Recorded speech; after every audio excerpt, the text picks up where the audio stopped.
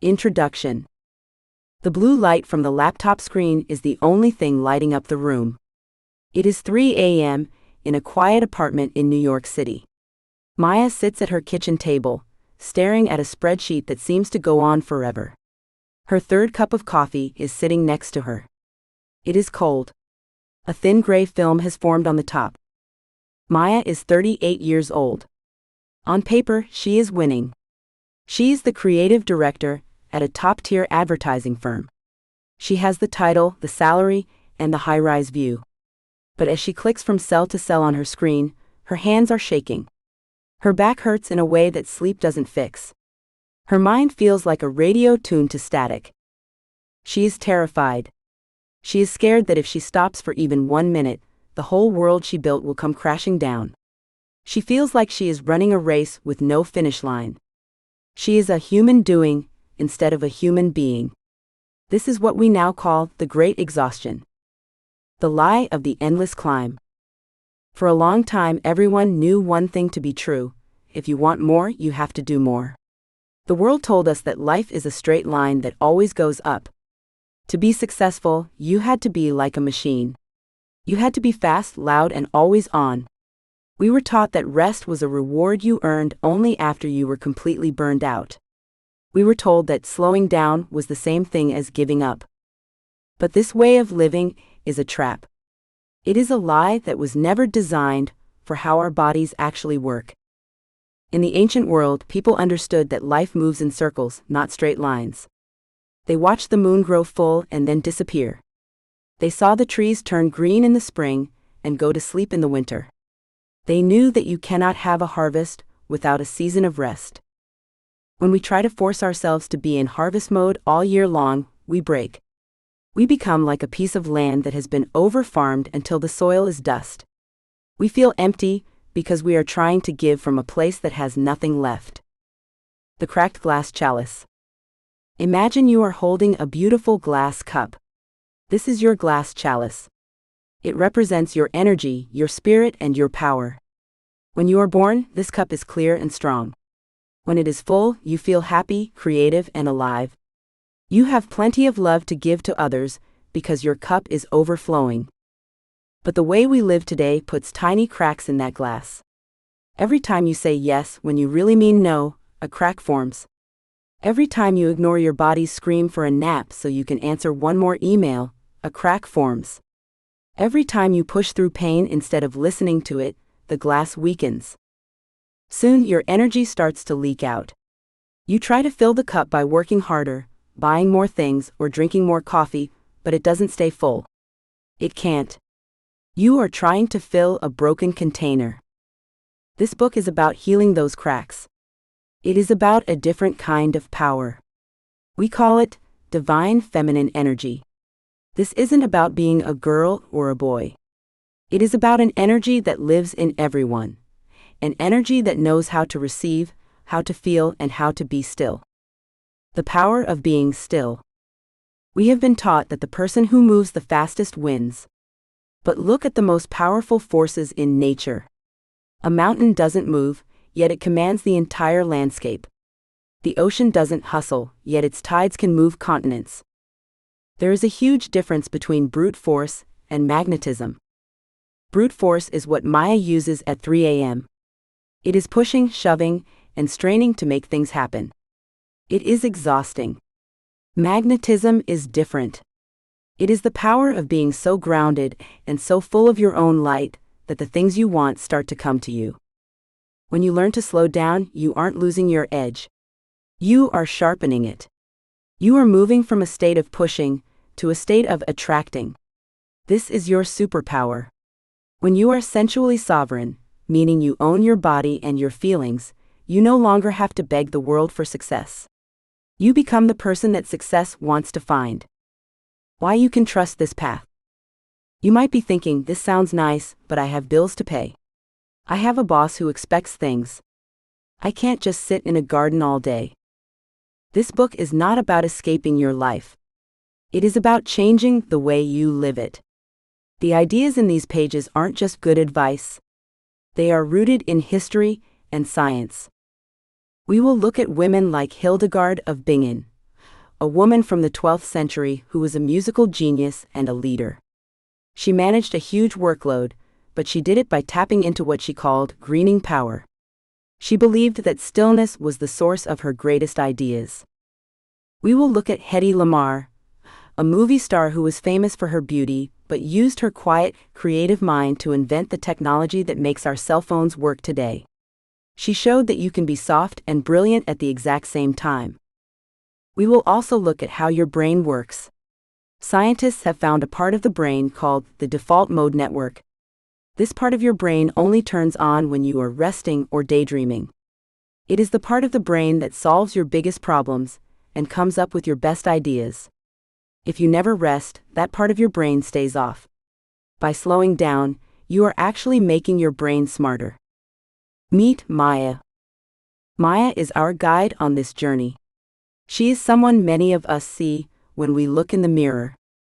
She has a husband named Marcus, but they barely speak. When they do, it's about who is picking up the groceries or why the dishwasher hasn't been emptied. The spark they once had is gone, mostly because Maya is too tired to feel a spark for anything. She has a perfect life on Instagram, but her reality is a blur of dry shampoo and deadlines. She feels like she is wearing a mask every day. She's the strong one. The reliable one. The one who has it all figured out. But inside, she is fading. She is starting to forget what she actually likes. Does she like her job? Does she like her apartment? She doesn't know. She hasn't had a quiet moment to ask herself those questions in 5 years. Maya's story starts with a crash. It starts when she realizes that the hustle she thought was saving her is actually the thing that is killing her. We will follow her as she learns how to stop running and start rising. The map of the journey. In the chapters ahead, we are going to walk through the steps of reclaiming your power. First, we will look at how our society got so obsessed with doing and why that is a trap. We will learn how to identify the difference between your ego, which wants to win, and your soul, which wants to live. We will learn the radical act of being still. You will find out that silence isn't empty, it is full of answers. We will see how Maya handles her first weekend of unplugging, and the strange things her brain does when she stops being busy. We will talk about your body. Not as a machine that needs to be thin or fast, but as a temple. We will learn how to use your senses, smell, touch, taste, to get out of your head and back into your life. We will explore the law of the lung. You cannot breathe out forever, you must breathe in. In the same way, you cannot give forever, you must learn how to receive. This is often the hardest part for women who are used to doing everything for everyone else. We will learn about the rhythm of the moon. You will discover that your energy changes in cycles, just like the seasons. When you work with these cycles instead of against them, everything gets easier. We will see how being vulnerable is actually a shield. We will learn how to set boundaries that protect your energy without turning you into a cold person. We will even go into the dark night, those hard times in life where everything falls apart so something better can be built. Finally, we will look at how to lead. Whether you are leading a company, a family, or just your own life, you will learn how to do it with presence. The goal is to move from being a woman who is getting by to a woman who is overflowing. By the end of this book, you won't just have a list of things to do. You will have a new way of being. You will no longer be afraid of the dark or the quiet. You will know that your rest is not a waste of time. It is the very thing that makes you powerful. Maya is still sitting at that table. The clock now says 3:15 a.m. She just closed her laptop. For the first time in a long time, she is listening to her own breathing. She doesn't know it yet, but her life is about to change. She is about to find out that she is not a machine. She is a force of nature. Let's begin. Chapter 1: The Day the Hustle Died. The sun was just beginning to touch the glass towers of Manhattan. Inside her apartment on the 22nd floor, Maya stood in front of a full-length mirror. She adjusted the collar of her white blazer. It was crisp, sharp, and expensive. To anyone else, she looked like the picture of success. She was the creative director at one of the biggest firms in the city. She had the title, the paycheck, and the corner office. But as she looked at her reflection, she didn't see a leader. She saw a ghost. Her skin looked gray under the bathroom lights. Her eyes were rimmed with red from staying up until 2 a.m. to finish the slide deck for the morning's pitch. Her hands were shaking just a little bit as she reached for her coffee. This was her third cup of the day, and it wasn't even 8 a.m. yet.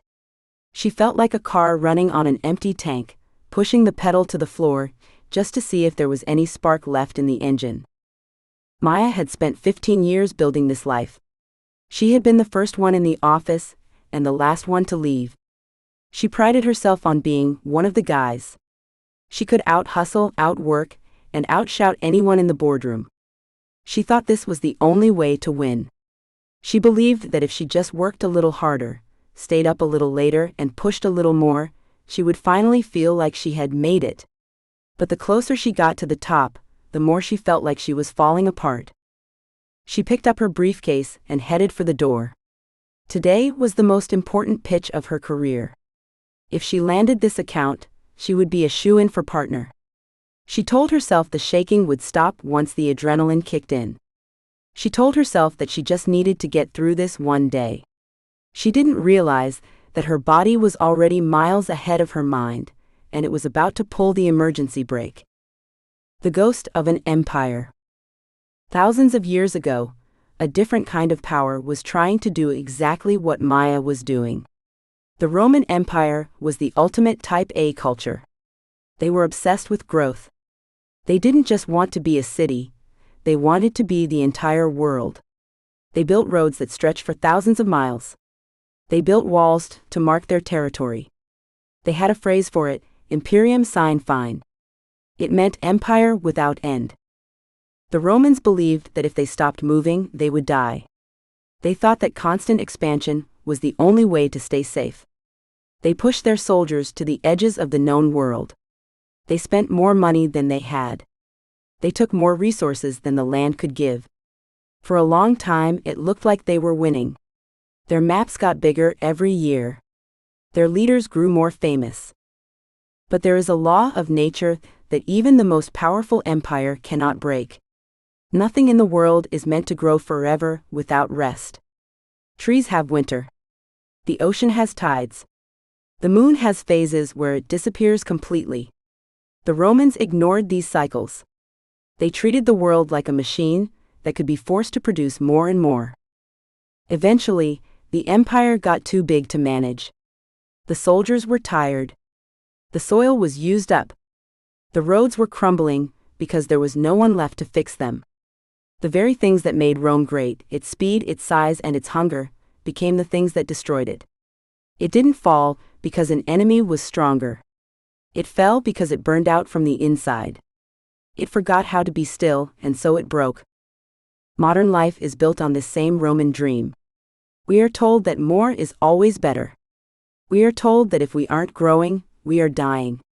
We treat our bodies like the Romans treated their land. We push ourselves to the edge, ignoring the winter our bodies need, until we eventually hit a wall we cannot climb. The moment the lights went out, Maya stood at the front of the mahogany boardroom. The air was cold, smelling of expensive cologne and old paper. 12 men in dark suits sat around the table watching her. This was the moment she had worked for her entire life. She clicked the button on her remote, and the first slide appeared on the giant screen. "Good morning," she began. Her voice sounded steady, but inside she felt a strange buzzing in her ears. It sounded like a swarm of bees. She ignored it. She moved to the next slide, talking about market shares and growth targets. Suddenly, the room began to tilt. The edges of her vision went fuzzy, like a TV losing its signal. She reached out to grab the edge of the table to steady herself, but her hand felt like it belonged to someone else. The buzzing in her ears grew louder, drowning out the sound of her own voice. "Maya? Are you okay?" someone asked. The voice sounded like it was coming from the end of a long tunnel. She tried to answer, but the words wouldn't come. Her glass chalice, the metaphor for her inner energy, had finally shattered. She had been running on the fumes of stress hormones for so long that her brain simply decided to shut down. The adrenaline-fueled ego that had driven her for years had nothing left to give. She didn't fall. She just stopped. She stood there staring at the wall while the room went silent. For the first time in 15 years, Maya wasn't doing anything. She was just there, a hollow shell in a white blazer. Her assistant had to lead her out of the room. The pitch was over. The career she had built was suddenly a giant question mark. That night, Maya didn't go back to the office. She didn't check her email. She sat on her sofa in the dark, listening to the sound of the city outside. She felt a deep, heavy shame. She felt like a failure. But under the shame, there was something else. There was a tiny spark of relief. The race was over because she had tripped and fallen, and for the first time, she didn't have to keep running. The truth about your battery. Most of us live our lives like Maya. We believe that our worth is tied to how much we get done. We think that if we take a break, we are being lazy. We see rest as a reward we have to earn, rather than a requirement for staying alive. This way of living is what we call masculine energy. In this book, masculine and feminine aren't about being a man or a woman. They are about two different ways of being in the world. Masculine energy is linear. It is about doing, pushing, protecting, and building. It is the sun that shines bright every day. Feminine energy is cyclical. It is about being, receiving, feeling, and resting. It is the moon that changes shape every night. Both are important. You need masculine energy to get out of bed, pay your bills, and stand up for yourself. But our world has become obsessed with only one side. We have turned life into a 24-hour sun that never sets. We have forgotten that without the night, nothing can grow. When you live only in your masculine energy, you are using a part of your brain called the survival center. This part of you is great at handling emergencies. If a lion is chasing you, your body floods with adrenaline and cortisol. Your heart beats fast, your muscles get tight, and your brain narrows its focus to one thing: escape. The problem is that our modern world feels like a lion that never stops chasing us. The emails, the deadlines, the social media notifications, they all trigger that same fight or flight response. We are living in a state of constant emergency. This is what cracked Maya's glass chalice. You cannot pour from a cup that is full of holes, and stress creates holes in your spirit. The soul-led essence. When Maya finally went to see a doctor a few days after her crash, she expected him to give her a pill or tell her she had a rare disease. Instead, he looked at her test results and sighed. "Your heart is fine," he said. "Your brain is fine. But your nervous system is fried. You are physically exhausted, Maya. Your body is telling you that it can't live this way anymore." "I just need to get back to work," Maya said, her voice small. "I have projects. I have people counting on me." The doctor leaned back in his chair. "Who is counting on you, Maya? The you that just fainted in a meeting? Or the you that used to love her work? Because the person sitting in front of me isn't really here. You're just a bundle of nerves held together by caffeine." This was the turning point. Maya realized that there were two versions of her. There was the adrenaline-fueled ego. This version was loud, scared, and obsessed with what other people thought. It was the one that told her she had to be perfect. Then there was her soul-led essence. This was the part of her she had buried under years of hustle. This part of her knew how to breathe. It knew how to enjoy a meal. It knew how to listen to her gut. This version didn't need to prove anything. It just was. The divine feminine is simply another name for this soul-led essence. It is the part of you that knows that being is more important than doing. It is the part that understands that slowing down isn't a sign of weakness, it is a source of power. Why we are afraid to slow down. If slowing down is so good for us, why is it so hard to do? Why did Maya feel like her world would end if she took a Saturday off? We are afraid of stillness because when we stop moving, we have to feel.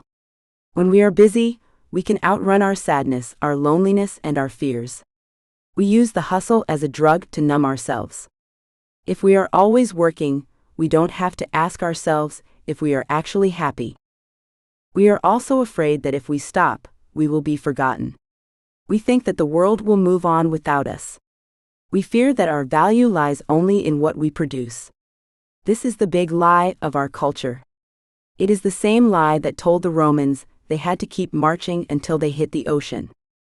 But think about a field of wheat.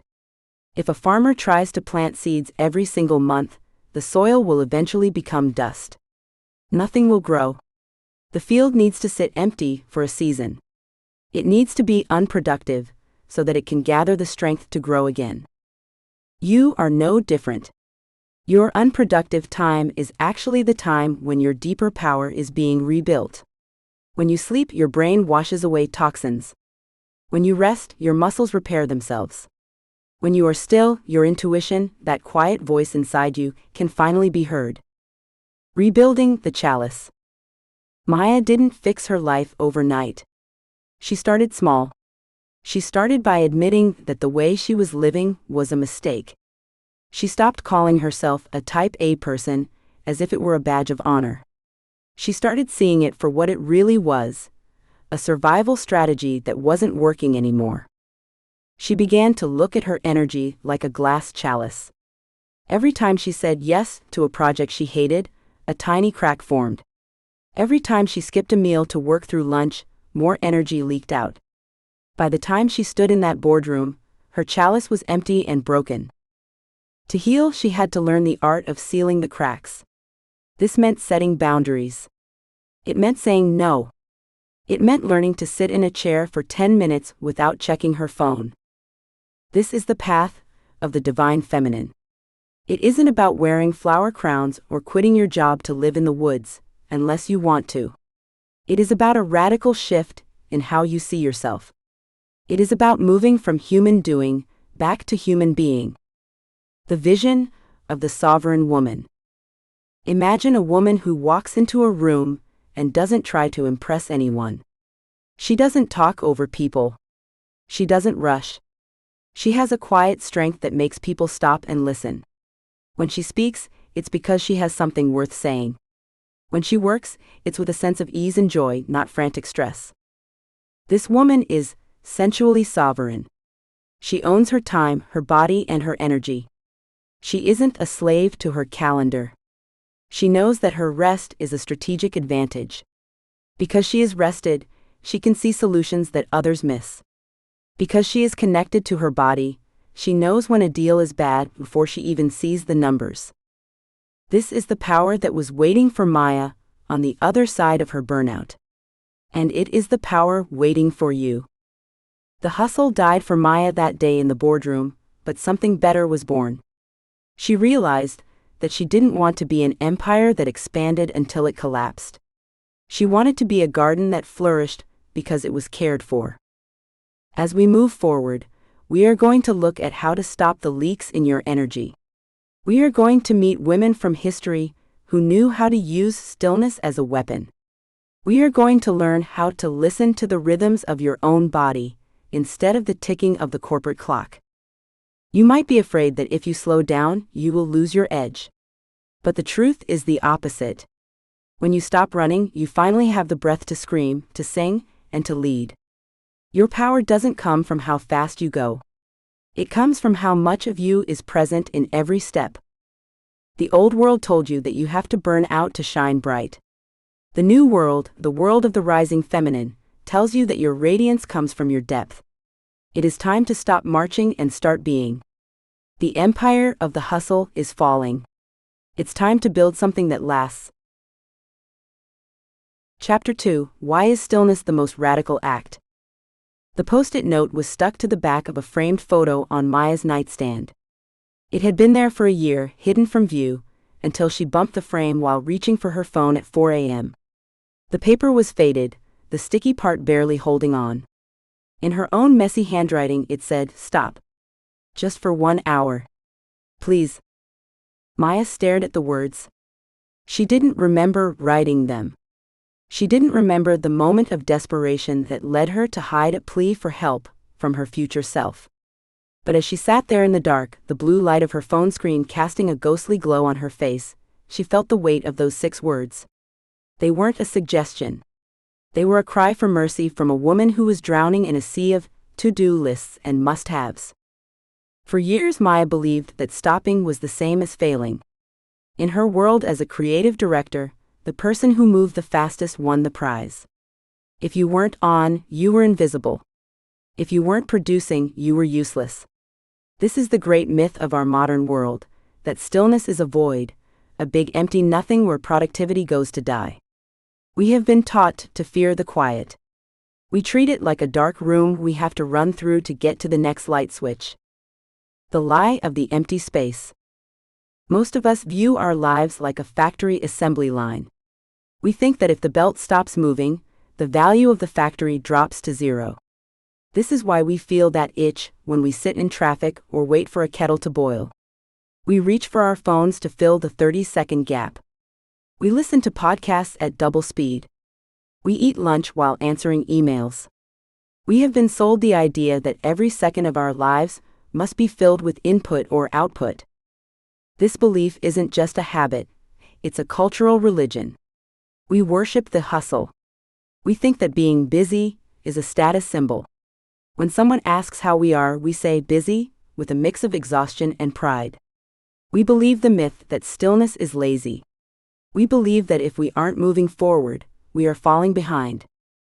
But this constant motion is exactly what creates the cracks in our glass chalice. Think of your energy like a beautiful, hand-blown glass cup. When you are in constant motion, you are constantly bumping that cup against hard surfaces. You are pouring boiling water into it without letting it cool down. Eventually, tiny cracks form. You don't notice them at first. You just notice that no matter how much self-care you pour into your life, the green juices, the expensive candles, the gym memberships, you still feel empty. The energy is leaking out of the cracks faster than you can pour it in. The truth is the exact opposite of what we've been told. Stillness isn't the absence of life. It is the very thing that allows life to repair itself. It is the resin that fills the cracks in the glass. The woman who found power in the quiet. In the year 1141, a woman named Hildegard of Bingen lived in a world that was even louder in some ways than ours. While she didn't have cell phones, she lived in a society where women were expected to be silent in the wrong ways, silenced by law, by religion, and by men. Yet, Hildegard became one of the most powerful voices in Europe. She was a scientist, a composer, and a healer. She told kings they were wrong and told bishops how to behave.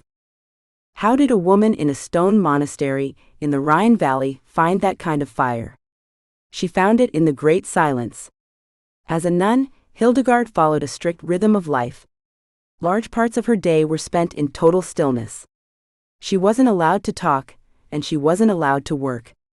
She was simply required to be. Hildegard called the energy of life viriditas, or greening power. She looked at the world and saw that trees don't grow by shouting or running around. They grow because they are rooted in the still, dark earth. They draw their power from a place that looks like it's doing nothing. Hildegard didn't see her hours of silence as a waste of time. She saw them as the filling of the chalice. She believed that during those quiet moments, she was receiving instructions from the divine. She wasn't just resting. She was listening to a frequency that the busy world couldn't hear. When she finally did speak or write, her words carried the weight of 1,000 storms because they were born from a deep, unshakable stillness. When we look at Hildegard, we see a woman who did more in one lifetime than 10 modern executives combined. She wrote books on medicine, invented her own language, and composed music that is still performed 1,000 years later. She didn't do this by working harder. She did it by protecting her stillness, like it was her most valuable possession. She knew that her genius didn't come from her hustle.